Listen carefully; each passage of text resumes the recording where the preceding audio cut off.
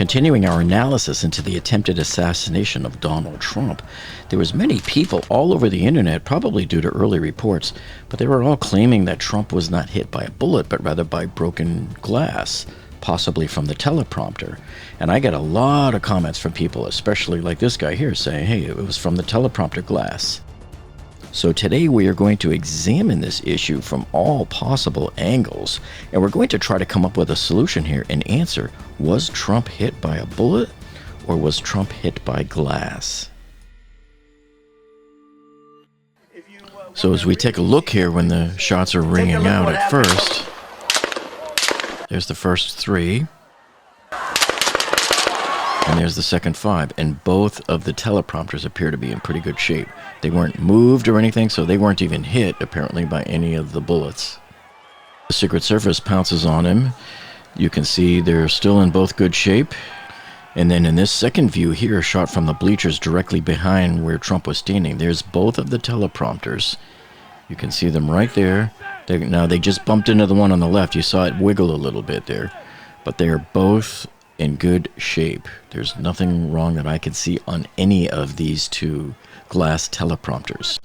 And then this photograph right here, shown probably just seconds after that scene, there's Trump's shoe on the floor there. Look how crystal clean that carpet is. There's no shards of anything. I don't see a speck, no glass, no nothing there. And then in this shot here, you can clearly see both of the teleprompters, and especially the one on the other side is the one that's of importance here, because you can see it's perfectly reflecting at an angle there, the grass behind the podium where Trump was standing. So it doesn't look like it's in any type of distress at all. And this photo here shows the opposite teleprompter there, so that one's in good shape. And this one here shows most of both of the teleprompters. Again, they look like they're in good shape. And this photo here shows both teleprompters are in great shape. And so taking a closer look at this photo, let me show you something that some of the conspiracy theorists are going to try to do. And actually, at this point, I'm not even calling it a conspiracy theory. This is just conspiracy fabrication. They're going to make up all sorts of stuff. Some of them are going to point to this little white square over here, you see, and they're going to, oh, see, something's wrong with the teleprompter. It got shot. It's shattered here. It's busted. Something's wrong with it. It's cracked.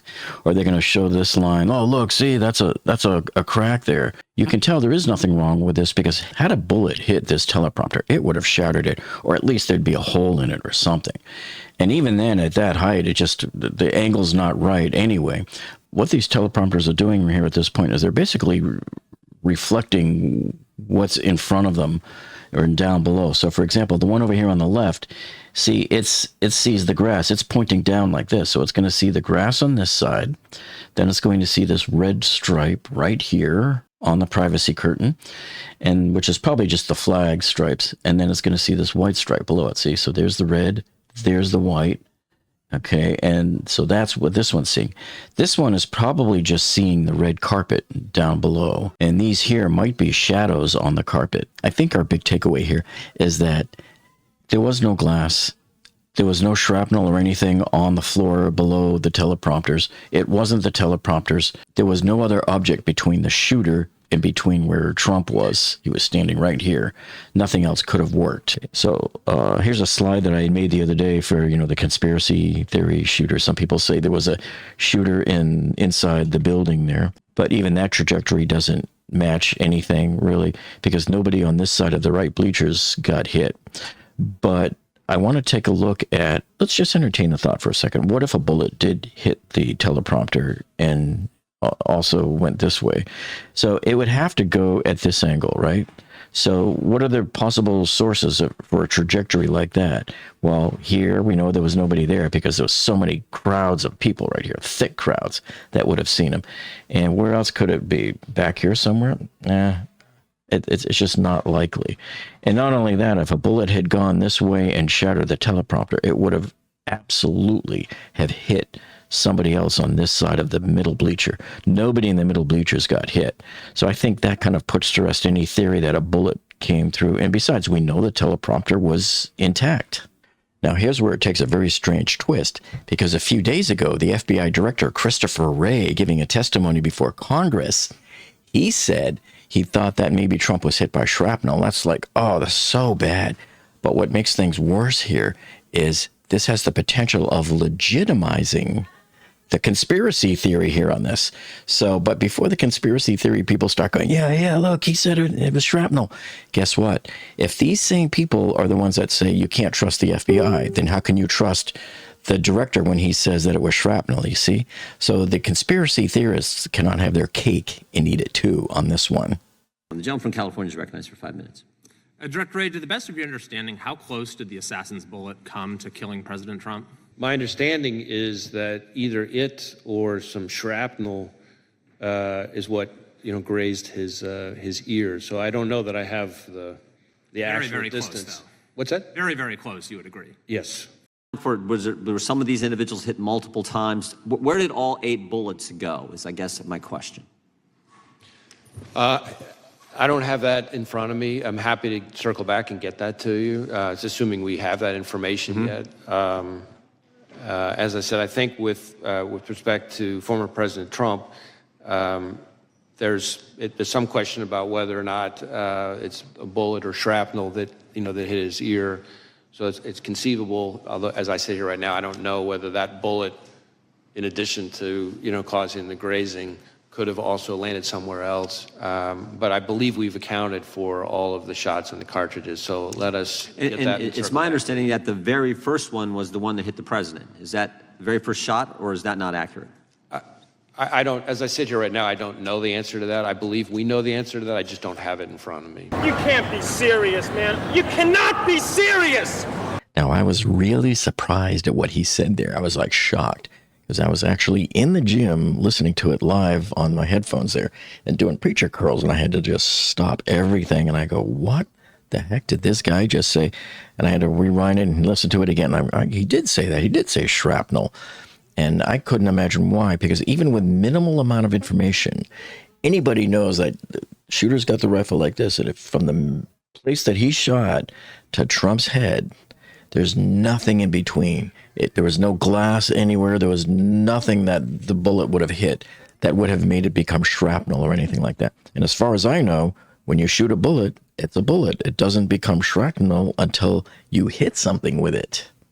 So here in the letter to Congress, Ronnie Jackson said the other day, he said here during the congressional hearing 2 days ago, FBI Director Christopher Wray suggested that it could be a bullet, shrapnel, or glass. There is absolutely no evidence that it was anything other than a bullet. Congress should correct the record as confirmed by both the hospital and myself. Director Wray is wrong and inappropriate to suggest anything else.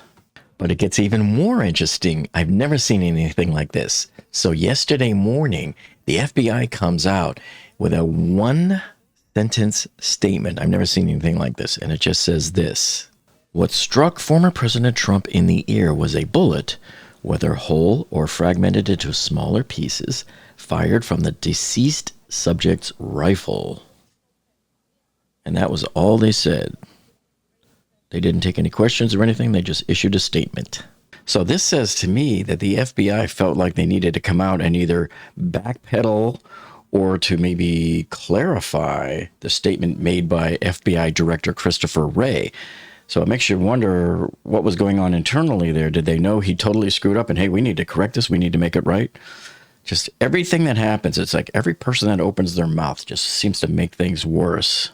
And it's almost as if they're just standing in front of the grill pouring lighter fluid right there onto the flame. And when they say it, they say the worst thing at the worst time.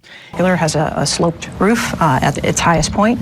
And so, there's a safety factor that would be considered there, that we wouldn't want to put somebody up on a sloped roof. And so, the decision was made to secure the building from inside. You can't be serious, man. You cannot be serious. And if you are still fuzzy about this whole good-bad issue, this explains it. So after this, Larry Kudlow had former White House physician Ronnie Jackson on, and he gave his opinion on it. And remember, this is an expert medical opinion from a guy who's also been in wartime as well. All right, there you have it. Bullet or shrapnel, Ronnie Jackson? I know you examined President Trump. What's Wray talking about, and do you agree or not? Absolutely not, Larry. This is absolutely ridiculous that he would make a comment like this. This degrades any level of credibility that this man may have had after years of weaponizing the FBI and the DOJ against the president. It was absolutely a bullet. I examined it. It was a track of a bullet. It was scooped out in the just as it would be in the track of a bullet. It had the telltale other damage that is associated with it. All the surrounding tissue in the ear was swollen and edematous. His ear looked like a wrestler's ear when it was fat and swollen, and that goes along with the trauma from a high-velocity bullet as it passes through tissue. That's a hallmark of a gunshot wound, is that the tissue outside around the bullet track is also traumatized and damaged, and that would not happen from a piece of glass or even from a fragment. That was a bullet. Everybody saw it. The whole world witnessed what happened. That's why this man's being butchered right now, because it was on live television. And it's irresponsible for this man to make these kind of comments as a sitting FBI director, because all he does is add fuel to the fire for the morons and the assassination deniers like Joy Reid and Keith Olbermann and other idiots like that are out there that don't want the public, or they're trying to minimize what happened to the president. I think the task force is a great idea. Just like Scott said, we don't have any confidence in the #1 law enforcement agency in this country right now. And if he's going to come make statements like that, he better have some evidence of what he's talking about. There was no fractured glass on the teleprompters or anything else. So if it wasn't a bullet, what was it, and where did it come from? Yes, I got it. Fellas, thank you very much for today. We appreciate it. Well, I have a lot more juicy analysis that I want to do for you. But that will have to be in tomorrow's video, because I wanted to get this one out to you in a timely manner. And in the meantime, after you watch this video, make sure you look at these two videos over here. These are the first two in the series of deep analysis here on the Trump shooting. You don't want to miss those. So thanks a lot for joining in, and we'll see you on the next one.